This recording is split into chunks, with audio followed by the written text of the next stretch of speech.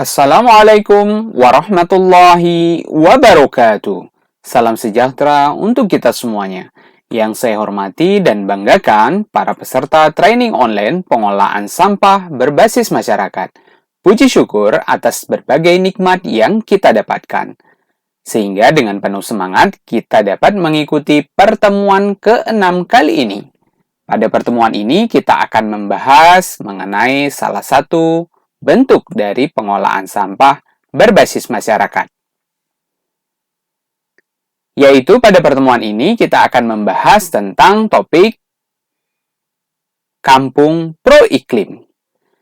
Namun sebelum mengikuti materi pada kesempatan hari ini, izinkan kami menyampaikan beberapa aturan dalam pelaksanaan training online kali ini.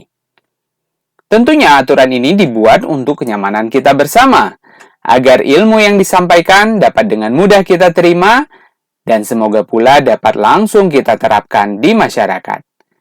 Yang pertama, peserta dapat melihat, mendengarkan, dan menyimak video yang telah diunggah pada setiap pertemuannya. Yang kedua, sebagai bahan pelengkap, unduh pula materi yang telah disiapkan dalam bentuk PDF. Semoga perpaduan antara video, audio, dan tulisan ini dapat mempermudah proses belajar kita bersama. Jangan lupa untuk membuat catatan-catatan kecil versi kita masing-masing. Semoga dengan catatan ini kita telah berusaha untuk mengikat ilmu tersebut. Yang keempat, video dapat diulang-ulang berkali-kali. Untuk menghemat kuota atau paket data, silakan pilih kualitas video di bagian kanan atas berupa titik 3 jika menggunakan smartphone, atau pada bagian setting bagian layar bagian bawah pada video YouTube Anda jika Anda menggunakan komputer. Pilihlah kualitas yang diinginkan. Semakin rendah kualitasnya, maka paket data semakin sedikit pula yang digunakan. Begitu pula dengan sebaliknya. Agar kami dapat mengetahui kinerja peserta, silakan kerjakan evaluasi melalui Google Form yang linknya akan disampaikan setelah informasi link video ini.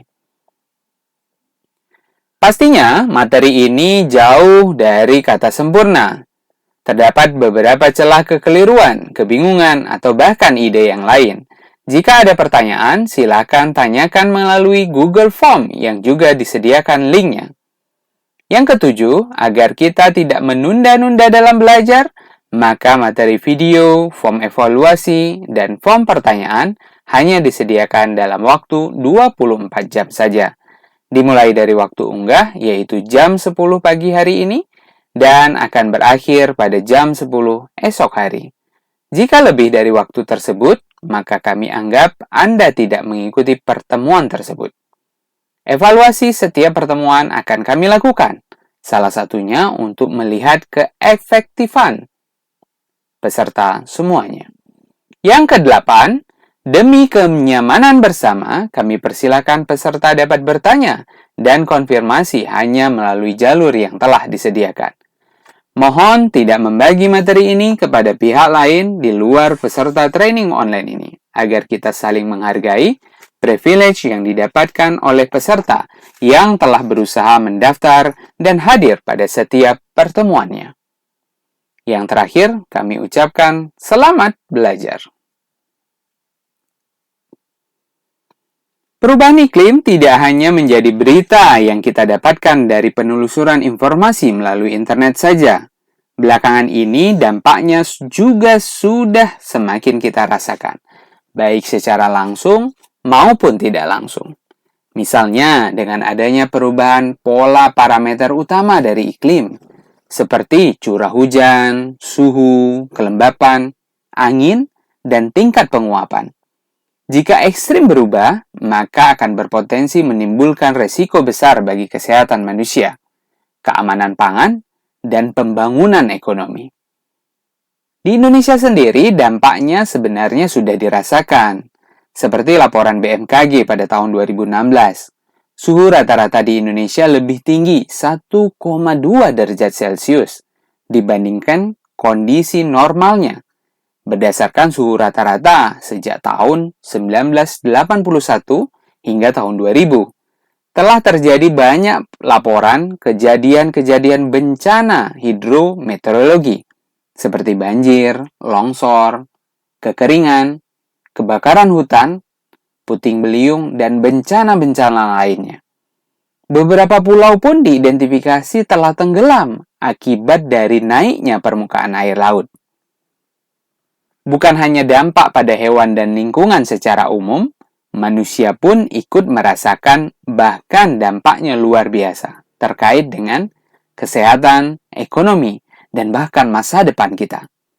Indonesia bersama negara-negara lain di dunia telah menetapkan komitmen untuk menahan kenaikan suhu rata-rata global tidak lebih dari 2 derajat Celcius, seperti yang tertuang dalam Paris Agreement yang disahkan di Paris pada tahun 2015.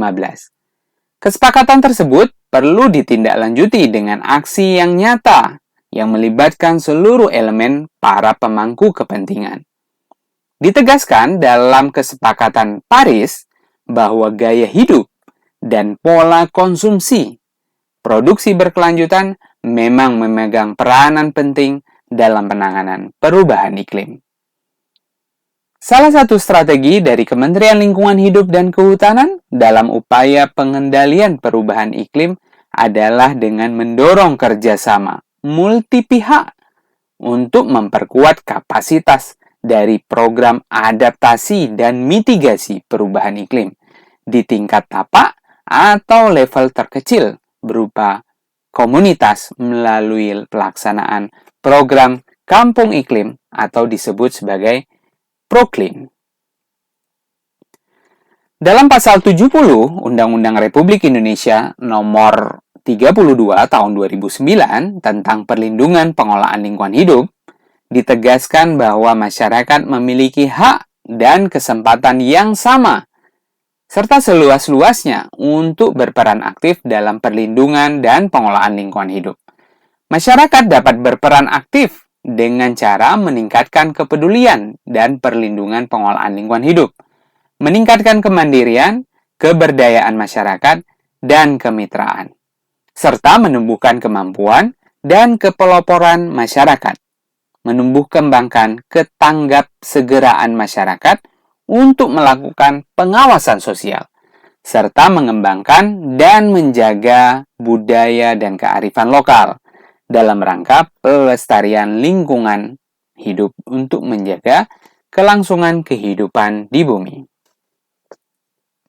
Sejak diluncurkan pada tahun 2011, Proklim telah memiliki payung hukum pelaksanaan berupa Permen LH nomor 19 tahun 2012 tentang program Kampung Iklim.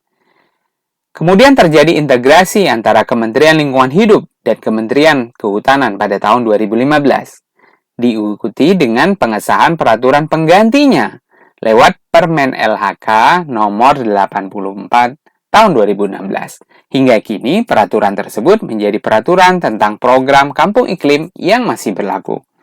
Untuk memberikan arahan teknis kepada semua pemangku kepentingan yang terlibat dalam program Proklim, Direktur Jenderal Pengendalian Perubahan Iklim, Direktur Jenderal PPI, kemudian menerbitkan Peraturan Dirjen PPI Nomor 1 Tahun 2017 tentang pedoman pelaksanaan program Kampung Iklim. Secara garis besar, Perdirjen ini memuat hal-hal teknis mengenai yang pertama, informasi umum tentang program Proklim. Yang kedua, pedoman pembentukan dan pengembangan Proklim. Yang ketiga, pedoman pengusulan Proklim. Yang keempat, pedoman penilaian Proklim. Dan yang kelima adalah pedoman pemantauan, evaluasi, dan pelaporan yang memberikan panduan bagi pemerintah, pendukung, dan pelaksana dari kegiatan Proklim. Sedangkan untuk pedoman perhitungan penurunan emisi gas rumah kaca, karena Proklim juga berhubungan loh dengan gas rumah kaca, dalam pelaksanaan aksi mitigasi di lokasi Proklim, Direktur Jenderal PPI ini juga menerbitkan Peraturan Direktur Jenderal PPI Nomor 5 Tahun 2017 tentang pedoman perhitungan penurunan emisi gas rumah kaca untuk aksi mitigasi perubahan iklim berbasis masyarakat. Jika Bapak Ibu berkenan, silakan mendownloadnya sendiri lewat berbagai jalur yang disediakan oleh kementerian tersebut. Salah satunya adalah website. Kampung iklim adalah lokasi yang berada di wilayah administrasi yang paling rendah, setingkat dengan rukun warga atau dusun, dan paling tinggi setingkat kelurahan atau desa, atau wilayah yang masyarakatnya telah melakukan upaya adaptasi dan mitigasi perubahan iklim secara berkesinambungan. Sekali lagi, program Kampung Iklim adalah program yang berlingkup nasional yang dikelola oleh KLHK dalam rangka mendorong masyarakat untuk melakukan peningkatan kapasitas adaptasi terhadap perubahan iklim dan penurunan emisi gas rumah kaca, serta memberikan penghargaan terhadap upaya-upaya yang sudah dilakukan, baik itu termasuk kategori adaptasi dan mitigasi perubahan iklim yang telah dilaksanakan di tingkat lokal sesuai dengan kondisi wilayahnya masing-masing. Kegiatan yang terkait dengan upaya adaptasi merupakan upaya masyarakat untuk menyesuaikan diri terhadap perubahan iklim yang tidak dapat dielakkan. Upaya adaptasi terhadap dampak perubahan iklim dapat dilaksanakan melalui berbagai macam kegiatan. Misalnya, pengendalian kekeringan, banjir, dan longsor, peningkatan ketahanan pangan misalnya, penanganan atau antisipasi kenaikan muka laut, rob, intrusi air laut, abrasi, ablasi, atau erosi akibat angin, dan gelombang tinggi. Yang berikutnya, pengendalian penyakit terkait dengan iklim. Dan yang terakhir adalah kegiatan-kegiatan lain yang terkait dengan upaya peningkatan penyesuaian diri terhadap perubahan iklim. Yang kedua adalah mitigasi, yaitu kegiatan yang terkait dengan upaya-upaya mitigasi perubahan iklim yang sesungguhnya juga sebenarnya sudah banyak dilakukan di berbagai macam lokasi yang memiliki kearifan lokal yang tinggi. Misalnya, banyak lokasi yang sudah menerapkan hal-hal yang sederhana namun berimpak besar terhadap lingkungan. Misalnya di Maluku, Papua, di Bali, di Jawa. Pada dasarnya, upaya mitigasi merupakan kegiatan pencegahan penyebab perubahan iklim, sekaligus mengurangi peningkatan emisi gas rumah kaca ke atmosfer. Kegiatan mitigasi di tingkat tapak atau di tingkat lokal dapat dimulai dari hal-hal sederhana di lingkungan, seperti rumah, sampai dengan dilaksanakan secara berkelompok dengan melibatkan warga di lokasi kampung iklim. Misalnya, perilaku hemat energi, transportasi hijau, pengelolaan sampah, penanaman pohon, serta pengendalian kebakaran lahan dan hutan yang melibatkan masyarakat adalah contoh-contoh kegiatan mitigasi di tingkat lokal yang perlu terus dikampanyekan oleh seluruh pihak. Prinsip pemberdayaan masyarakat dalam pelaksanaan Proklim adalah berbasis masyarakat atau community based, berbasis sumber daya setempat atau disebut dengan local resources based, dan berkelanjutan atau disebut dengan sustainable. Kapasitas masyarakat dapat dicapai melalui upaya pemberdayaan atau empowerment, agar anggota masyarakat dapat ikut dalam proses yang berlangsung atau institusi penunjang dalam proses produksi, kesetaraan dengan tidak membedakan status dan keahlian, keamanan dan keberlanjutan, serta kerjasama yang semuanya berjalan secara simultan. Pengusulan lokasi Proklim dilakukan oleh berbagai pihak yang mempunyai informasi mengenai kegiatan yang dapat mendukung upaya adaptasi dan mitigasi perubahan iklim dan telah berjalan dengan baik pada lokasi tertentu.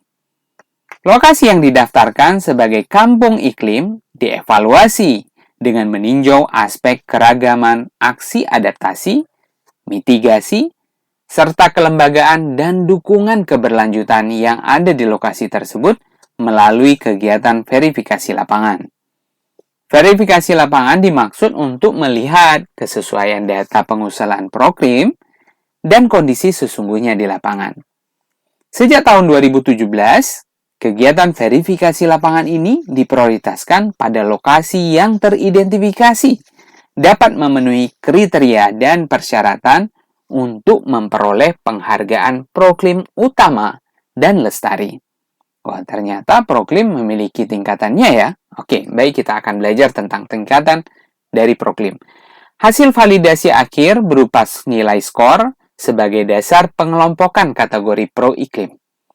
Sesuai dengan peraturan yang berlaku, lokasi proklim dapat dibagi menjadi 4 kelas, yaitu yang pertama, pratama, madya, utama, dan lestari. Bagi penerima penghargaan proklim utama yang telah berhasil mereplikasi kegiatan baiknya di lokasi yang lain, maka dapat menerima apresiasi proklim lestari. Para peserta training online yang berbahagia, program ini sekilas mirip dengan mekanisme pada saat kita membahas program Sekolah Adiwiyata. Semoga masih kita ingat bersama ya. Baik, kita akan lanjutkan dengan berbagai macam contoh dari kegiatan adaptasi perubahan iklim. Yang pertama adalah pengendalian kekeringan dan banjir dan longsor. Contoh kegiatannya adalah pemanenan air hujan. Pemanenan air hujan adalah upaya penanganan atau antisipasi kekeringan. Misalnya dengan membangun yang skala besar adalah embung, atau skala lebih kecil adalah penampungan air hujan, baik secara individu maupun komunal. Bentuk dan ukuran bangunan menyesuaikan dengan kondisi dan kemampuan masyarakat setempat, baik dalam skala besar maupun skala bersama dengan ukuran yang lebih besar. Yang kedua adalah peresapan air. Peresapan air adalah upaya penanganan dan antisipasi kekeringan dengan meningkatkan resapan air, misalnya melalui pembuatan biopori, sumur resapan, bangunan terjunan air atau RORA, dan saluran pengelolaan air atau SPA.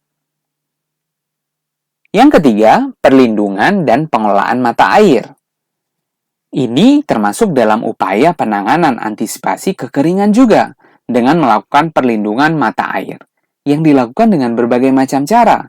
Misalnya, pembuatan aturan, bagaimana memanfaatkan mata air tersebut, penjagaan, dan berbagai macam upaya-upaya yang dilakukan secara adat atau secara lokal, misalnya upacara adat. Local wisdom yang dilakukan ini perlu diangkat menjadi upaya adaptasi terhadap perubahan iklim. Yang keempat adalah penghematan penggunaan air, sehingga tidak mengalami pemborosan. Misalnya, penggunaan air kembali, merius air yang sudah dipakai untuk keperluan tertentu. Misalnya, air yang sudah digunakan dapat digunakan untuk menyiram tanaman, mencuci berbagai macam hal yang dibutuhkan yang tidak berhubungan dengan kegiatan konsumsi misalnya. Dan kegiatan yang lain adalah pembatasan penggunaan air atau lewat kegiatan hemat air. Yang kelima, penyediaan sarana dan prasarana pengendalian banjir. Seperti apa? Seperti membangun saluran-saluran drainase, kanal, kolam retensi, rumah pompa, atau juga melakukan pengerukan. Yang keenam adalah sistem peringatan dini atau early warning system. Misalnya untuk antisipasi bencana banjir, ada informasi ketinggian muka air sungai, pemasangan alat tradisional, pemakaian alat komunikasi jarak jauh, atau membuat rute-rute evakuasi. Yang berikutnya adalah rancang bangun yang adaptif. Memodifikasi konstruksi bangunan merupakan upaya penanganan atau antisipasi bencana banjir, misalnya dengan meninggikan struktur bangunan, desain dari rumah panggung atau rumah apung. Yang berikutnya adalah terasering. Penanganan atau antisipasi bencana longsor dan erosi dapat dilakukan dengan membuat terasering, bangunan berundak-undak yang tegak lurus arah ke lereng mengikuti garis horizontal. Penerapannya tentunya perlu mempertimbangkan karakteristik lahan, misalnya luas lahan, ketebalan tanah, dan kemiringan lereng. Yang terakhir adalah penanaman vegetasi.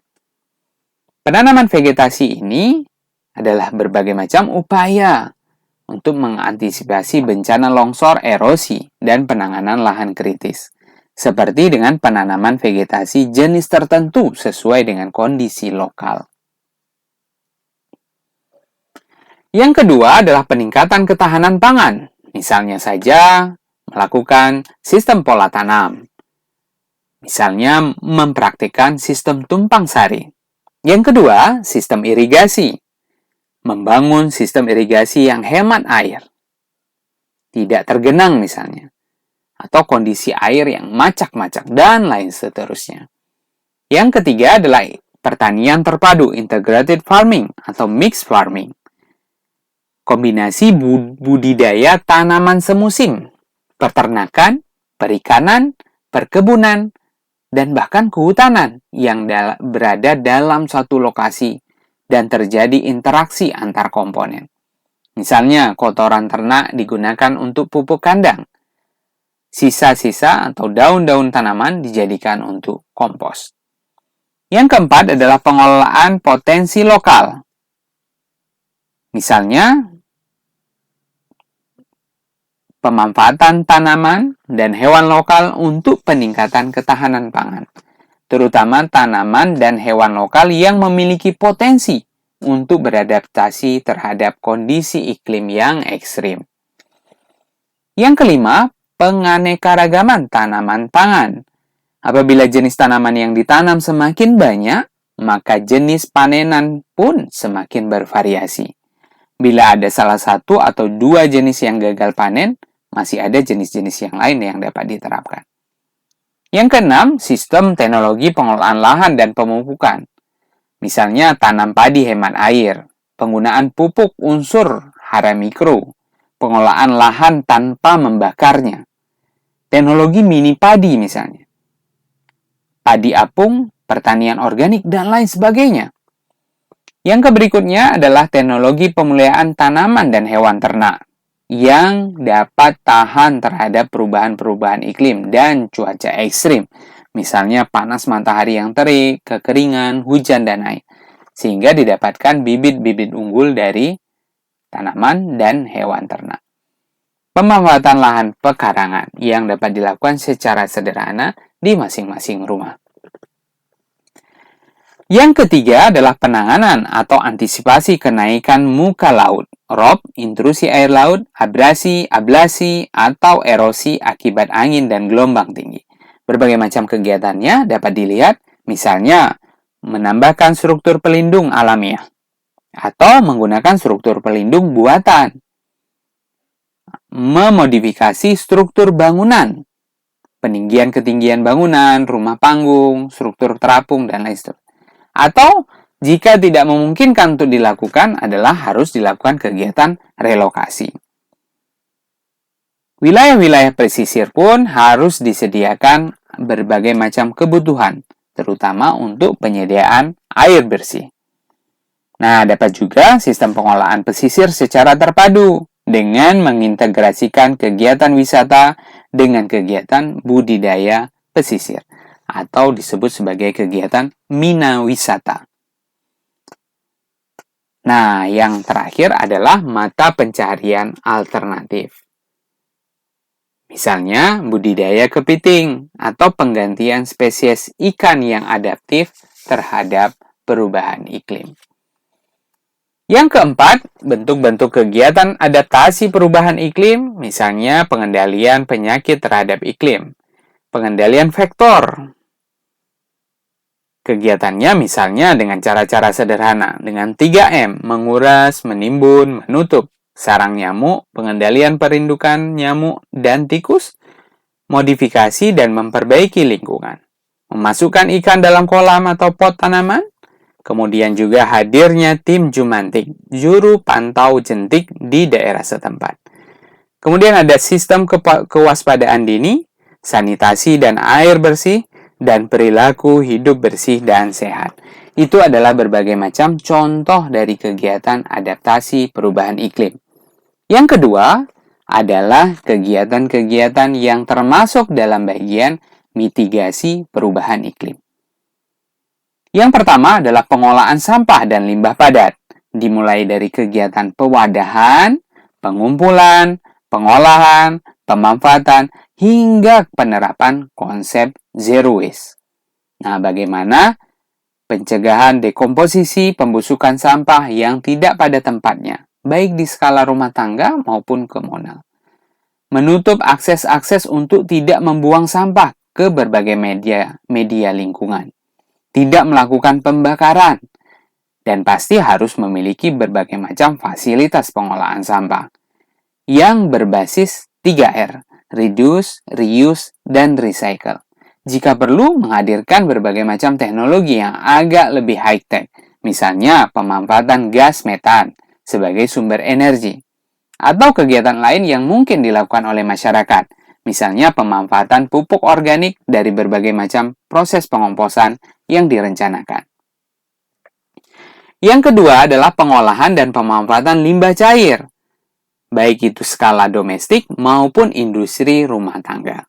Misalnya dengan cara sederhana membuat septic tank yang dilengkapi dengan instalasi penangkap gas metan, memanfaatkan gas metan sebagai sumber daya energi terbarukan. Yang ketiga adalah penggunaan energi baru terbarukan dan konservasi energi. Teknologi rendah emisi misalnya dari berbagai macam energi yang dimanfaatkan. Penggunaan tungku hemat energi, kompor sekam padi, kompor berbahan bakar biji-bijian non-pangan, lampu biogas, briket gas sampah misalnya, atau dari biomasa-biomasa lainnya. Yang keempat, pengolahan budidaya pertanian. Yang kita sudah bahas mirip di awal tadi, memanfaatkan pupuk-pupuk organik yang berasal dari berbagai macam biomasa, model irigasi berselang, bertahap, dan seterusnya. Dan juga pengolahan kegiatan-kegiatan pasca panen. Peningkatan tutupan vegetasi melalui kegiatan penghijauan dan praktek wana tani.